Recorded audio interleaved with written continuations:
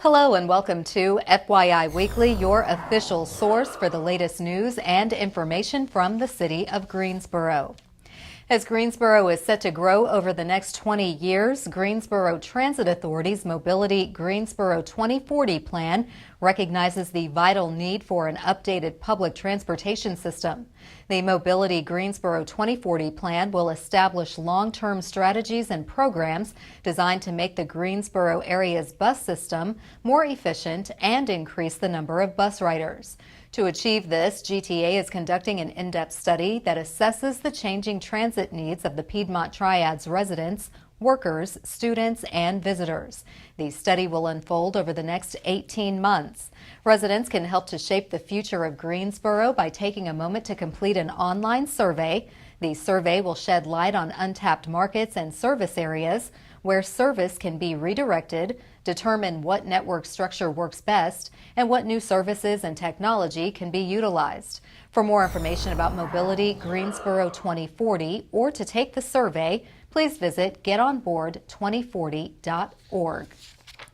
The North Carolina Folk Festival will celebrate its inaugural year in downtown Greensboro the first weekend of September.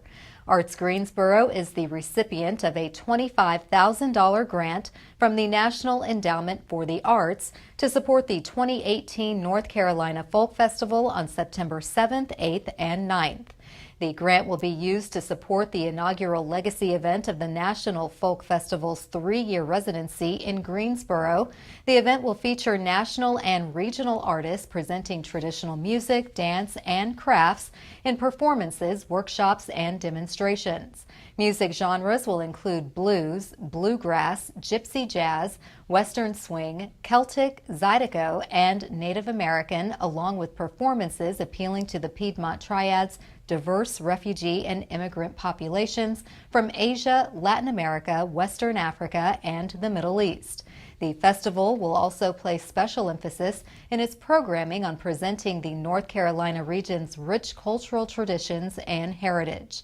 Festival Director Amy Grossman says this recognition puts our event on par with some of the nation's most exciting events in terms of scope and excellence. The festival comes on the heels of the remarkable success of the first ever North Carolina residency by the National Folk Festival, which brought more than 400,000 people downtown during its 3 years between 2015 and 2017. The city of Greensboro will receive federal assistance to help residents impacted by last month's tornado cover the cost of long-term recovery. Additional disaster relief will be available in the way of federal grants and loans from the U.S. Small Business Administration, or SBA, and FEMA, the Federal Emergency Management Agency. Applicants may apply online for the SBA disaster loans using a secure website. To be considered for all forms of disaster assistance, applicants should register online at disasterassistance.gov or download FEMA's mobile app. The site will list the information applicants need to provide. Residents without internet or cell service should call FEMA's helpline at 800-621-3362. That number also applies for those who use 711 relay or video relay services. By registering for federal assistance online, residents will be able to enter their address to determine if it is in a disaster area declared for individual assistance. They can check the status of an application and request updates and upload documents to support the application. The filing deadline for physical property damage is July 9th. The deadline for economic injury applications is February 8th, 2019.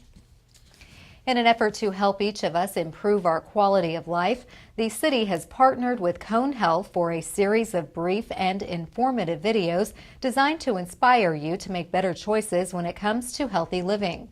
Let's check in with our friends at Cone Health for today's News for Your Health.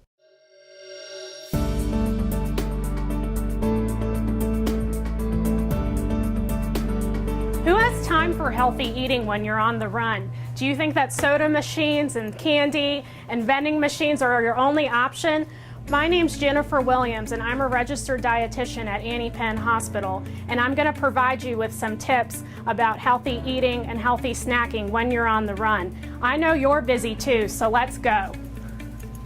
A lot of people don't have time to eat breakfast because they think it has a lot of preparation involved, such as bacon and eggs, things like that, but there's also some really healthy options that you can use for breakfast. I know a lot of times people like to go for the honey buns and things like that, but unfortunately these have a lot of sugar and unfortunately aren't things we should be eating every day. Kind of going along the same route, something that would be good are things like these sandwich thins that are very low in calories, high fiber source. You can easily stick those in the toaster, add some peanut butter for an on-the-go breakfast. Oatmeal is also a great choice. It's got high fiber, and also adding something, say like a boiled egg to it, will give you that additional protein. Something easy like yogurt is also an option. Here we have some Greek yogurt that has a lot higher protein content than your traditional yogurt, although you can use your traditional yogurts as well. And even adding some fruit to get a fruit serving to the plain yogurt can really cut down on those sugars. Preparing healthy meals can be a challenge, but with some advanced planning, we can really be successful here. A lot of times when you're thinking about on the run, people go to their freezer section in the store and pick these prepackaged meals. So if you do want to choose things such as these, choosing meals that are 600 milligrams in sodium per serving or low is really key here. If you want a more fresh option, making a salad can be really easy with a little bit of advanced planning here. Choosing a bag salad mix such as spinach, which is actually higher in iron and nutrients than your iceberg lettuce, and choosing these pre-cut vegetables like your baby carrots and these great tomatoes, adding them to a bowl, and choosing a protein such as this tuna packed with water in a pack is a very good, easy, quick option. To get some more vegetables in your diet, choosing these steamable vegetables such as this California medley without any butter or sauces can be a great option. All we have to do is put it in the microwave, cook it, and we're on our way to a healthy meal. Everybody loves nuts, and they're typically known as a healthy snack. However, even though nuts have benefits such as heart-healthy fats, there are a lot of calories in nuts. For example, a cup of these nuts is over 170 calories. Even something like trail mix that has nuts in it often has chocolate, other types of things that can make it high in sugar, high in calories, and not very nutritious. If you do like nuts, something like these 100-calorie packed nuts that are already pre-portioned out for you can really get that right serving right at the right time for you. Vegetables can be a really great snack. Things like baby carrots or other pre-cut vegetables save that added time in having to prepare those vegetables yourself. Pair this with something like hummus, which is a chickpea spread that's very high in protein, and you have a great snack. Something like string cheese can also work. Everybody likes cheese, but of course it's high in calories and high in fat and cholesterol and sodium. But these string cheese sticks do the trick because they're already small and pre-portioned for us. Pair that with some fresh fruit or even a fruit cup with 100% fruit juice, and you have a low-calorie, low-sugar snack. So in addition to choosing healthy foods and snacks, choosing healthy beverages to accompany them are very crucial. To get through the day, a lot of times people think they need more energy and need that energy burst, so they choose things like your vitamin waters, your sports drinks, sodas to get through their day. Unfortunately, these things don't have a lot of nutrition value and have a lot of sugar. Some really good options or alternatives to your soda pops and sugary drinks can be things like your sparkling water. Of course, water is a great beverage, but it can be a little bit plain just by itself. Some recommendations I have are to add some fruit slices like lemons or limes or oranges to the water to give it a little bit extra flavor. Additionally, they have some dehydrated slices like these over here that you can add to the water as well. Of course, low-calorie drink mixes are also a good option. They can come in these convenient small packages that you can just add to the water here. Thank you for joining me. I hope I've provided some useful tips about healthy eating on the go. For more information, go to conehealth.com/healthy eating. As for me, I'm running late to a meeting, so I'm going to bring a snack in case it goes late. Getting a great bargain online can be a money saver, but responding to online ads can also pose a danger to your safety. We'll have that story and more news coming up after the break. Stay with us.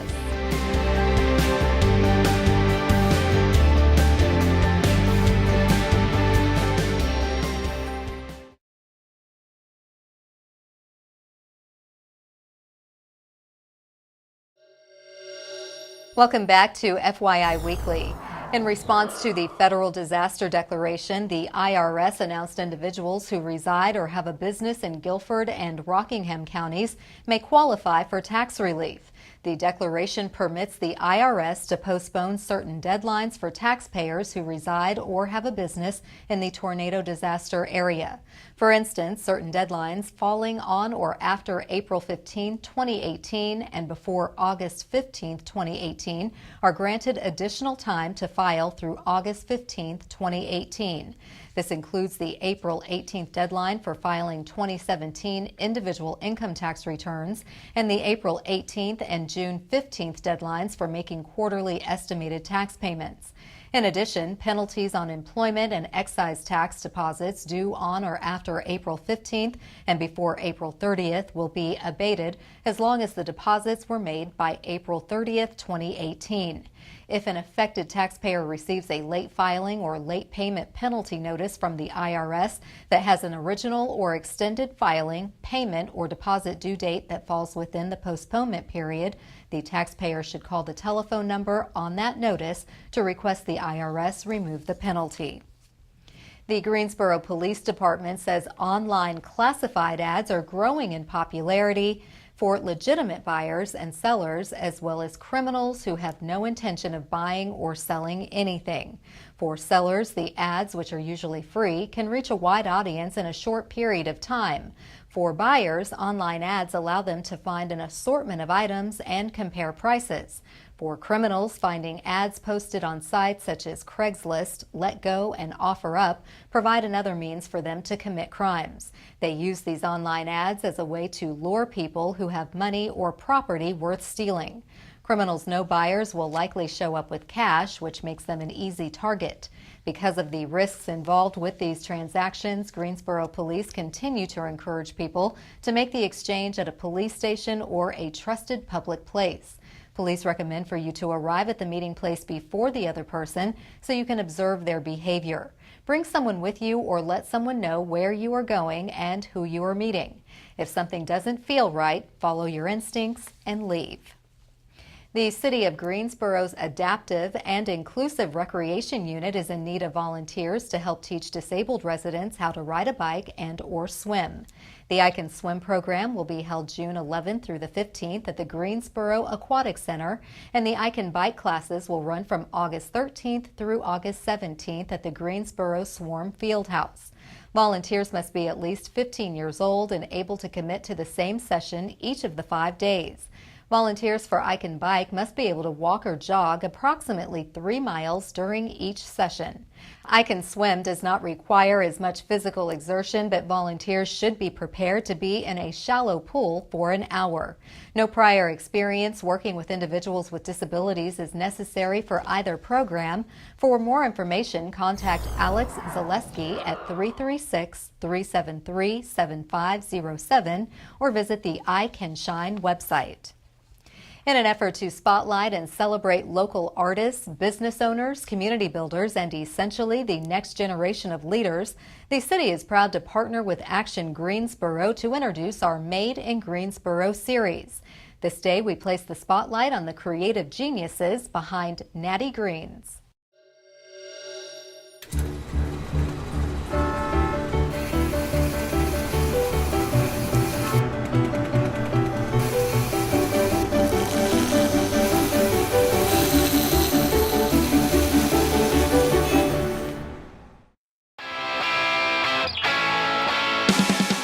Natty Greens, the patriarch of Greensboro craft beer, is now as much a part of the fabric of Greensboro as its namesake, Nathaniel Green.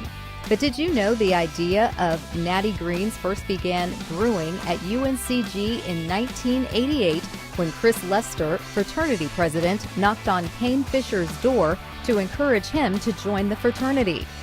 Chris and Kane became fast friends, then roommates, and eventually co-workers.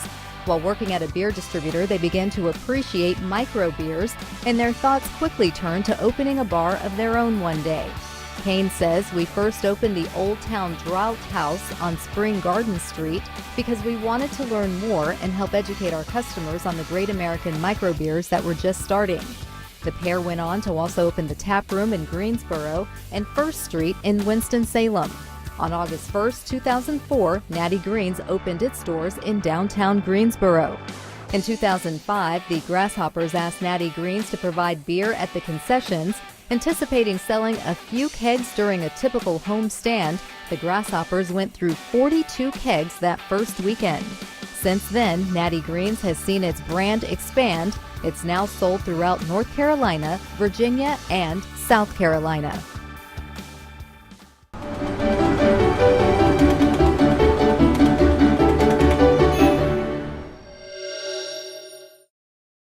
To learn more about Made in Greensboro or to see more images taken by photographers Jerry Walford and Scott Mothersbaugh, visit the Action Greensboro website at madeingso.com. The City of Greensboro is collaborating with several local organizations to coordinate the tornado recovery efforts. Coming up after the break, we'll tell you about the Storm Recovery Alliance. Stay with us.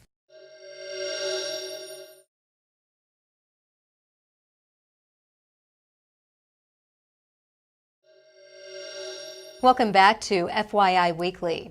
Helping the East Greensboro community to recover from last month's devastating tornado certainly takes a village. The city has taken the lead on the efforts to coordinate the recovery response. Joining me now to tell us about the Storm Recovery Alliance and the progress the group is making is Stan Wilson. He is the director of the city's Neighborhood Development Department. Hello, Stan. Welcome back. Hi, Carla. Always good to see you. So tell me about the Storm Recovery Alliance and what activities have happened since the tornado struck. Certainly. Well, the Alliance is a group of local agencies. Also, it's guided by the city as well as Guilford County Emergency Management. And really our goal is trying to improve our response to the tornado and any future storms similar to this. What we've been doing is meeting weekly. We've done it now for almost the last month. And we're trying to coordinate services, also to come up with the best ideas and the best ways to respond and coordinate our activities with the community. So thus far, we've got agencies that provide direct assistance, rehousing as well. We've got housing developers and home repair agencies. Some of our local funders are part of it. And we got engagement from city council as well and other government officials. Okay, so as I said, it really is taking a village to get everyone on board and determine what the best steps are so that we aren't duplicating efforts. Absolutely, and what we do is we talk about the different programs being offered. We coordinate between the services in terms of who's providing rehousing, who's providing gift cards, who's providing the immediate assistance, and we talk about the best ways to reach the community and let everybody know what's going on. Okay, and the big question was, and we finally got the confirmation, whether or not FEMA would be part of this process. So now that they are here on the ground, what does that mean? Well, immediately they became part of the Alliance. So we just had our last meeting Wednesday about that. And what it means now is that they've set up a disaster recovery center. They're giving an opportunity for folks to go online and register, but also too they can call in and register. But one of the things they're encouraging everybody to do is to actually go to the disaster recovery center directly and speak with them there and to apply. And the disaster recovery center is at the Guilford County Department of Public Health at 1203 Maple Street. Now, neighborhood development is going to be working closely with FEMA. So in cases where their assistance may end, we're going to step up with our housing programs, our rehab programs, and offer that assistance as well. So it's really going to be a partnership team effort working with FEMA. Okay, and it's nice to know that FEMA is here. People can see them face to face and start that process of registration, as you just mentioned. Anytime a natural disaster hits, it's so devastating and it just really takes you out of your norm. Is there assistance available for people who need help just kind of bridging the gap with their mortgage or their rental payments? Absolutely. In working with the Alliance, a couple of things that we recently came up with. rent and mortgage assistance. So in order to get that, they can go to the NC Realtors at 336-294-1415. They've provided funding, and working with the Housing Consultants Group, they're going to make those dollars available for rent and mortgage assistance. Also, too, insurance deductibles. That's been a very, very real challenge for families. While they have insurance, getting that deductible is a challenge as well. So Housing Consultants Group, they're going to administer a program in order to assist there. And that's 336-533-0946.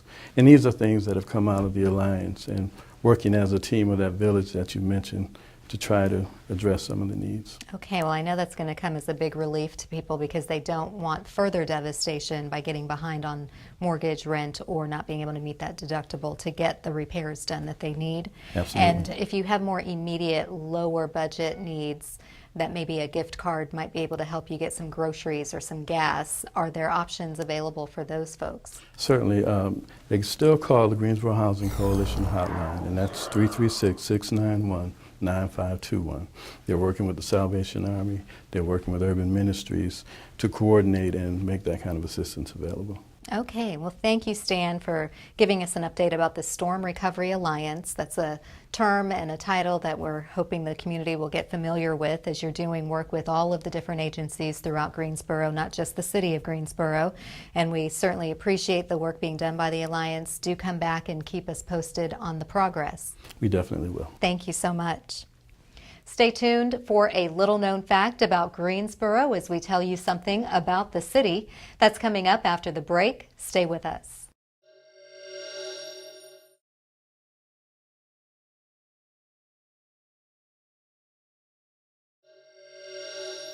Welcome back. One way to stay informed about what's happening in the city is by attending or tuning in to city council meetings. The Greensboro City Council meetings are open to the public, but if you can't attend, we broadcast the meetings live right here on GTN, and we stream the meetings live on the city's website. Council meetings take place at 5:30 p.m. on the first and third Tuesdays of the month on Level 2 of the Melvin Municipal Office Building, located at 300 West Washington Street. The first meeting of the month includes public comments and special presentations. Meetings on the third Tuesday of the month focus on public hearings and city business. The fourth Tuesday is reserved for a meeting as needed. To review the council meeting schedule and agendas, please visit the city's website. Here's an opportunity to learn a little something about the city. The Greensboro Youth Council will offer service learning camp in June and July for teens ages 15 to 18. The June session is from the 18th through the 29th and will focus on food insecurity. The July session is from the 9th through the 20th and will focus on diversity and inclusion. The first week of each session is the learning component of the camp, and the second week expands the learning through service in the community. Participants earn more than 50 hours of service at each session. The cost for each session is $40, which includes a t-shirt and snacks, but lunch is not provided. Participants can register for one or both sessions, and only 10 teens will be accepted per learning camp. Registration forms are available online, or for more information, call 336-373-4351. Coming up after the break, we'll showcase our department spotlight. But first, prepare to mark your calendar for all the great events happening this week on the town.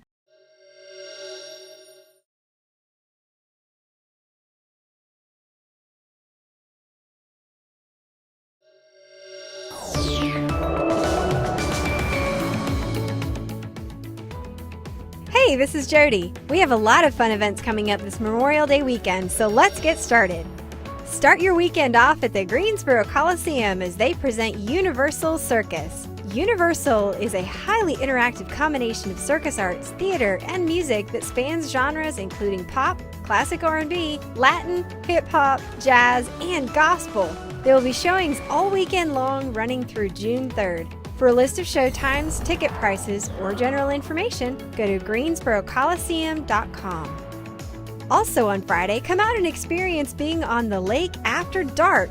You're invited to Lake Townsend for a Friday night paddle from 8 to 10 p.m. This unique opportunity is offered one Friday a month, May through August. Bring your own boat or you can rent one. Registration is required. Please call Lake Townsend to register at 336-373-3694 or check out greensboro-nc.gov/lakes. All Greensboro Parks and Recreation outdoor pools and spray grounds open this Memorial Day weekend starting on Saturday. Both spray grounds, located at Barber Park and Keeley Park, are operated free of charge during the summer months. For a list of all pool and spray ground locations, visit greensboro-nc.gov/pools. Your voice and opinion matter and will make a difference for the future of our city and quality of life. Help develop an arts master plan to keep the arts healthy and vibrant. Give your feedback on the current state of the arts and culture community in Greensboro. You can do this at the Community Voices event with Mayor Nancy Vaughn on Thursday, June 6th from 5:30 to 7 p.m. at the Van Dyke Performance Space in the Greensboro Cultural Center. There'll be food, entertainment, activities, and more. If you can't make it to this event, there will be a series of community engagement events and discussion groups happening throughout Greensboro, June 6th through the 9th. This is part of the Cultural Arts Master Plan effort to develop ways to keep the arts and culture thriving in Greensboro. Check out greensboro-nc.gov/gcamp for a full list of events and to fill out the survey. Keep watching FYI Weekly right here on GTN. Be safe this Memorial Day weekend and remember and honor those who have served. Welcome back. The City of Greensboro has 22 departments and several divisions committed to serving you, our residents and visitors. Let's go behind the scenes in our department spotlight. This week we place the spotlight on the Greensboro Police Department. The police department hires year-round if you or someone you know is interested in a career in law enforcement.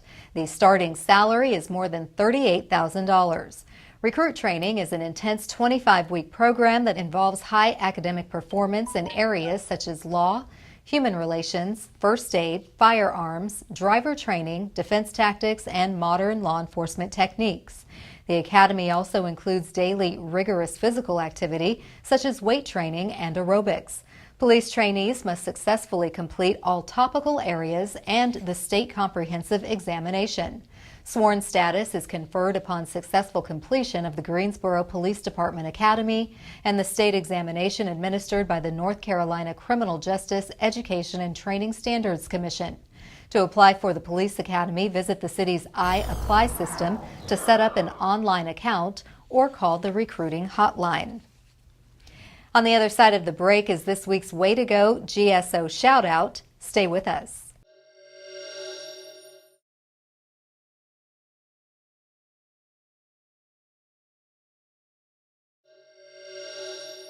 As we draw to a close, we always want to end on a positive note with our Way to Go GSO shout out. This week's shout out goes to Mayor Pro Tem Yvonne Johnson and Councilmember Goldie Wells. They received awards for being among the 50 most influential African Americans in the Piedmont Triad. This marks the first year for the distinction presented by Black Business Inc. magazine in celebration of the publication's 15-year anniversary. Honorees for the 50 most influential African Americans were selected from Greensboro and Winston-Salem. That concludes this edition of FYI Weekly, but you can easily stay connected to the latest city news by linking to us on Facebook, Twitter, YouTube, and Instagram. For all of us here at the City of Greensboro, thanks for watching, and we'll see you next time.